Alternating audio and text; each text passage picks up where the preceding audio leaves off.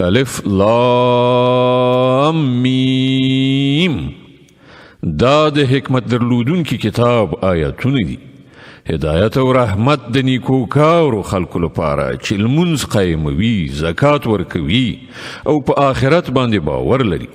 همدغه خلک د خپل پروردګار له لوري په سمه لاره دي او هم دوی بری موندونکي دي. او له همدې انسانانو نه داسې څوک هم شته چې چټي او عبثې خبرې پیري تر څو چې خلک د الله له لارې څخه له علم نه پرته ګمراه کړي او د دغې لارې په بلنې پورې مسخري وکړي. د دغسې خلکو لپاره سخت ذلیل کوونکی عذاب دی. هغه ته چې کله زموږ آیاتونه اورول کیږي نو هغه په ډیر غرور سره په داسې شان مخ اړوي لکه چې هغه له سره هغه اورېدلي نه دي، ګواکې چې د هغه غوږونه کاڼه دي. ښه نو زیری ورکړه هغه ته د یو دردناک عذاب.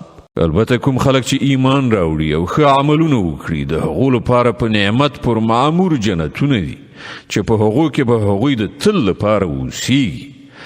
دا د الله پخه وعده ده او هغه برلاسی او د حکمت څښتن دی. هغه اسمانونه بې ستنو پیدا کړل چې تاسې وینئ. هغه په ځمکه کې غرونه خښ کړل تر څو چې هغه په تاسې ونه ګرځي. هغه په ځمکه کې هر راز خزنده ژوندي ساکښ خواره کړل او له اسمانه یې اوبه ورولې او په ځمکه کې راز راز غوره شیان زرغون کړل. دا خو دي د الله پیدا کول. اوس ماته راوښیئ دغو نورو څه پیدا کړي دي؟